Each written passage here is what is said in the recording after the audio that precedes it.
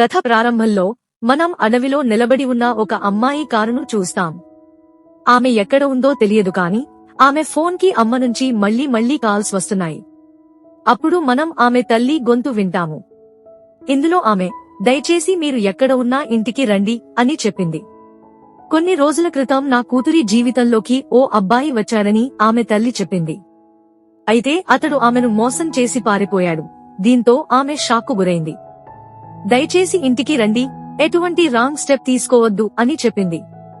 నీకు ఏమైనా జరిగితే నేను బతకలేను. అప్పటికి ఆ అమ్మాయి ప్రాణం తీసుకుంది. ఆమె శరీరం పుప్పొడితో కప్పబడి ఉంది. పుప్పొడి పసుపు నాచు లాంటి పొర. ఇది తరచుగా మొక్కలు మరియు చెట్లపై కనిపిస్తుంది. పుప్పొడి ఆ అమ్మాయి శరీరంపై ఉంది. అలా ఎందుకు జరిగిందో కథలో తర్వాత తెలుసుకుందాం. తర్వాత కథలో చాలా సాదాసీదాగా కనిపించే హేరా అనే అమ్మాయిని మనకు చూపిస్తారు. ఆమె ఒక రోజు క్రితమే ఒక కంపెనీలో ఉద్యోగం ప్రారంభించింది. దీంతో ఆమె చాలా సంతోషంగా ఉంది. ఆమె కోరుకున్నదంతా సరిగ్గా సంపాదించిందని చెప్పవచ్చు. కానీ ఆమె చాలా సింపుల్ గా ఉండేది. ఆఫీసులో ఎవరైనా తనని ఆట పట్టించినా లేదా ఎగతాళి చేసినా ఆమెకు విషయాలు అర్థం కాలేదు. హేరా అమ్మ నాన్న ఈ లోకంలో లేరు. ఆమెకు ఒక అక్క మాత్రమే ఉంది. ఆమె విడాకుల తర్వాత ఆమె కుమార్తెతో పాటు హేరాతో కలిసి ఉండేది. హేరా తన ఆఫీసులో జాక్ అనే అబ్బాయిని ఇష్టపడింది. ఆమె కూడా అతనితో పాటు తరచూ బయటికి వెళ్తుంటుంది. ఒకరోజు తిరిగి వచ్చినప్పుడు జాక్ హేరాను ఆమె ఇంటి వద్ద డ్రాప్ చేస్తాడు మరియు ఆమెకు ఒక మొక్కను కూడా బహుమతిగా ఇస్తాడు. జాక్ ఆమెను నాతో ఉండమని చెప్పాడు.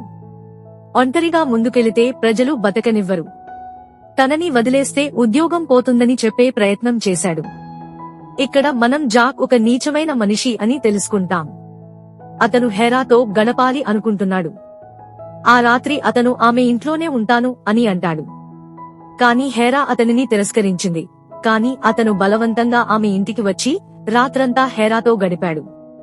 ఆమె ఉదయం మేల్కొన్నప్పుడు జాక్ తనను దోచుకున్నాడని ఆమె తీవ్రంగా బాధపడుతుంది. అయితే ఈ విషయాన్ని ఆమె ఎవరికీ చెప్పలేదు. ఎందుకంటే ఆమె తన వృత్తిని మరియు ఉద్యోగాన్ని చాలా ఇష్టపడింది. వీటన్నింటి వల్ల తన ఉద్యోగం ప్రమాదంలో పడకూడదనుకుంది. అందుకే ఈ విషయాలన్నీ తనలోనే ఉంచుకుంది. హేరా తరచుగా రాత్రిపూట ట్రీ మాన్స్టర్ యొక్క నీడను చూసేది. ఎప్పుడైతే లైట్ వేసి చూస్తే అక్కడ ఎవ్వరూ ఉండరు. అందుకే చాలా తక్కువగా నిద్రపోయేది. ఆమెకు స్నేహితులు ఎవరూ లేరు. మరియు ఇప్పుడు జాక్ కూడా ఆమెను విడిచిపెట్టాడు. ఎప్పుడు ఆమె జాక్ ఇచ్చిన మొక్కతో మాట్లాడుతూ ఉండేది. ఆ రాత్రి జాక్ తన ఇంటికి వచ్చినప్పుడు అతను తన జాకెట్ను ఆమె ఇంటి వద్ద వదిలివేయడం ఆమె చూస్తుంది. కాబట్టి హేరా అతనికి వాయిస్ సందేశాన్ని పంపుతుంది. అతనిని వచ్చి తన జాకెట్ తీసుకోమని చెబుతుంది. కానీ తర్వాత ఆమె మనసు మార్చుకుంటుంది మరియు ఆ జాకెట్ ని తన దగ్గర ఉంచుకోవాలని నిర్ణయించుకుంటుంది. ఎందుకంటే ఆమె జాక్ ని ప్రేమించింది. మరుసటి రోజు ఆమె చాలా చక్కగా దుస్తులు ధరించి ఆఫీస్కి వెళుతుంది. తద్వారా జాక్ ఆమెను చూసిన తర్వాత తన హృదయాన్ని మార్చుకోవచ్చు. ఆమె ఆఫీస్కి రాగానే హెడ్ లీడర్ వచ్చి ఇంత బాగా డ్రెస్ వేసుకుని ఆఫీస్కి రావద్దు అని అంటుంది. జాక్ ఆమె వద్దకు వచ్చి నేను మీ టేబుల్ పై మందులు ఉంచాను అని చెప్తాడు. మీరు దానిని తినాలి. ఎందుకంటే ఆ రాత్రి మన మధ్య జరిగిన విషయం గురించి నీకు ఏ తప్పు జరగకూడదనుకుంటున్నాను. హేరా, చూడు, నా మాట వినండి, కలిసి కూర్చుని మాట్లాడండి అని చెప్పింది. కాని అతను వద్దు అన్నాడు. ఇప్పుడు మళ్లీ నాతో ఒక రాత్రి గడిపితేనే మళ్లీ కలుస్తాను.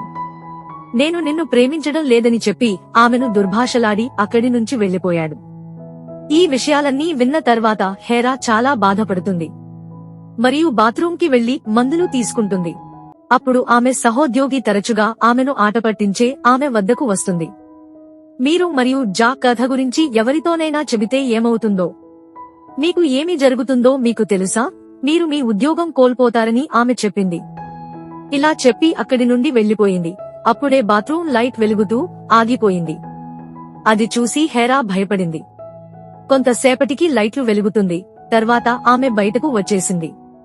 బాత్రూం తలుపు మీద పసుపు పుప్పొడి పొర ఉందని ఆమె చూసింది.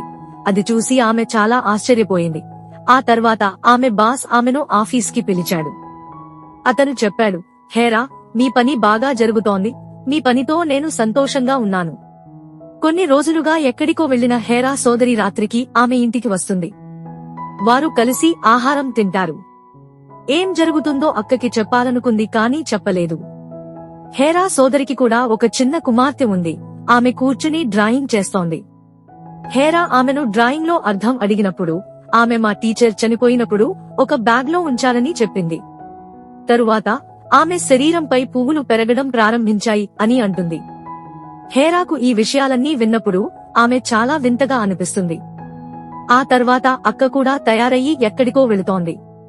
ఆమె తన కూతురిని హేరా దగ్గర వదిలి ఎక్కడికో వెళ్లిపోతుంది. కొంత సమయం తరువాత హేరా నిద్రపోతుంది మరియు ఆమె నిద్రలేచి చూసేసరికి ఇంట్లో ఎక్కడా కనిపించలేదు. హేరా తన సోదరి కుమార్తె ఎక్కడికి పోయిందో అని చాలా ఆందోళన చెందుతోంది. ఆమెను వెతుక్కుంటూ బయటకు వచ్చినప్పుడు ఆమె తన సోదరి కుమార్తె చెట్టు రాక్షసుడిగా మారడం చూస్తుంది. అది చూసి ఆమె చాలా భయపడిపోతుంది.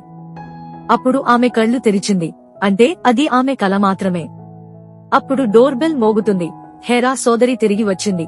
ఆమె తన స్నేహితుడితో చాలా ఆనందించాలని హేరాతో చెప్పింది. ఇక్కడ హేరా తన సోదరికి తన గురించి మరియు జాక్ గురించి చెబుతుంది. మరియు హేరా ఇప్పటికీ అతన్ని ప్రేమిస్తున్నందున ఆమె ఏడవడం ప్రారంభించింది. హేరా సోదరి తన గదికి వెళ్లినప్పుడు ఆమె తన కూతురిని అల్మారా తెరిచి చూస్తుంది. ఆమె చాలా భయపడింది. తాను ట్రీ మాన్స్టర్ని చూశానని చెప్పింది. ఆమె మాటలు విని హేరాకు నిజంగానే ట్రీ మాన్స్టర్ ఉందని, దాన్ని నేను కూడా చూశాను అని చెబుతోంది. కాని ఆమె సోదరి ఇదంతా కేవలం కథ అని భావించింది. మరుసటి రోజు హేరా ఆఫీస్కి వెళ్లినప్పుడు హేరాను ఇంతకు ముందు ఆట పట్టించే సహోద్యోగితో కలిసి జాక్ ఆమెను ఎగతాళి చేస్తాడు. అతను ఏదో మాట్లాడాలనే నెపంతో హేరాను మీటింగ్ రూమ్ కి తీసుకువెడతాడు. అక్కడ సీనియర్లందరూ హేరాను ఎగతాళి చేస్తూ కూర్చున్నారు. హేరా బయటకు వచ్చి చాలా ఏడుస్తూ మెట్లపై కూర్చుని ఆమె అతనితో మాట్లాడటానికి జాక్ బయటకు వచ్చే వరకు వేచి ఉంటుంది. ఆమె అతనితో చాలా పిచ్చిగా ప్రేమలో ఉంది. ఆమె అతని ప్రతి షరతును అంగీకరించడానికి సిద్ధంగా ఉంది. కానీ జాక్ మాత్రం ఇక నువ్వు నాకు అవసరం లేదు, నాకు ఇంకెవరో దొరికారు అని అంటాడు. ఇది విని హేరా చాలా బాధపడుతుంది మరియు ఏడుస్తున్నప్పుడు ఆమెకు తుమ్ము వస్తుంది. ఆపై ఆమె ముక్కు నుండి పసుపు రంగు ద్రవం వస్తుంది. ఇది చూసి ఆమె చాలా బాధపడుతుంది.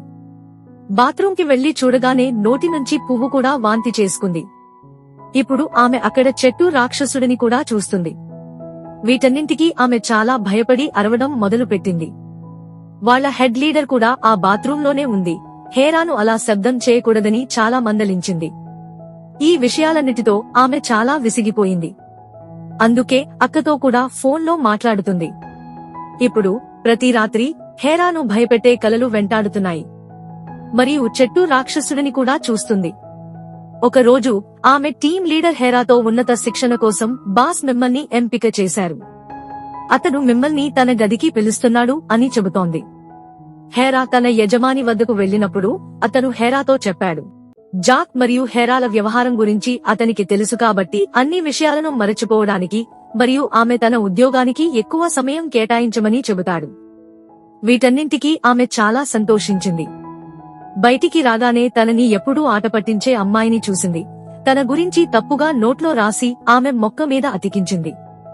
అది చూసి ఆమెకు విపరీతమైన కోపం వస్తుంది. ఆమె ఆ అమ్మాయిని తిట్టి, నా విషయాలకు దూరంగా ఉండు, నా దగ్గరికి కూడా రావద్దు అని అంటుంది. అప్పుడు ఆ అమ్మాయి జాక్ పేరు తీసుకుని హేరాను ఆట పట్టించడం ప్రారంభిస్తుంది. ఎందుకంటే జాక్ ఆమెకు అన్ని విషయాల గురించి చెప్పాడు. ఇదంతా విన్న హేరాకు కోపం వస్తుంది. కోపంతో ఆమె జుట్టును పట్టుకుంది. ఆపై ఆమె ముక్కు నుండి పసుపు రంగు ద్రవం వస్తుంది. ఇప్పుడు హేరా మరింత ఆందోళన చెందుతోంది. ఆమెకు ఏమి జరుగుతుందో అర్థం కావడం లేదు. ఒక రాత్రి అతిగా తాగిన తర్వాత ఆమె తన ఆఫీస్కి వెళ్లి ఆ చిరాకు పుట్టించే అమ్మాయి మొక్కలో ఉప్పు వేసింది. ఆపై వింత పనులు చేసి అక్కడే నిద్రపోతుంది. ఆమె కలలో మళ్లీ చెట్టు రాక్షసుడిని చూస్తుంది. ఉదయం అందరూ ఆఫీస్కి వచ్చి హేరాను ఈ స్థితిలో చూసినప్పుడు వారు ఆశ్చర్యపోతారు. ఆ అమ్మాయి కూడా వచ్చి తనను ఆట పట్టించే హేరాతో ఇక్కడ ఏమి చేస్తుందో, తన పనులకు దూరంగా ఉండు, తన మొక్కను చెడగొట్టింది ఆమె అని ఆమెకు తెలుసు. ఇదంతా విన్న హేరా చాలా కోపంగా ఉంది. ఆమె పెన్ను తీసుకుని అమ్మాయి కాలు మీద కొట్టింది. ఆ తర్వాత హేరాను ఉద్యోగం నుంచి తొలగించారు. ఆమె వచ్చి ఆఫీసు బయట కూర్చుంది. అప్పుడు ఆమె యజమాని ఆమె వద్దకు వస్తాడు. డోంట్ వర్రీ, నీకు వేరే చోట ఉద్యోగం వస్తుంది, కానీ నువ్వు చేసింది తప్పే అంటాడు. ఇప్పుడు నిన్ను మళ్లీ ఆఫీసులో ఉంచలేను. బాస్ నిజానికి తప్పు వ్యక్తి.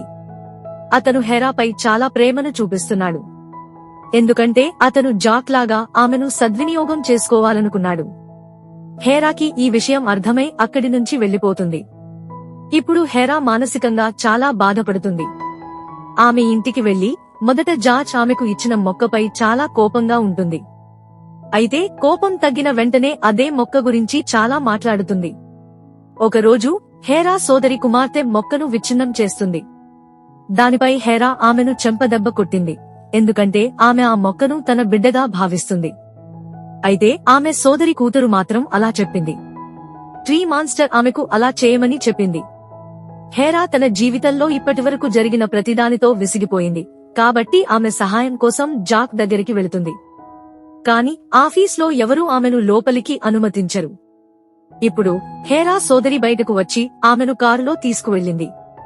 హెరా జాక్తో ఉన్న అదే రాత్రి గురించి తన సోదరికి చెప్పింది. ఈ విషయాలన్నీ విని ఆమె సోదరి ఆమెకు వివరించి, నా కుమార్తె మీ మొక్కను బద్దలు కొట్టినందుకు మీకు క్షమాపణ చెప్పాలనుకుంటుందని చెప్పింది. హెరా చెప్పింది లేదు, ఆమె క్షమాపణ చెప్పాల్సిన అవసరం లేదు, నేను కూడా ఆ సమయంలో ఆమెను చెంపదెబ్బ కొట్టకూడదు.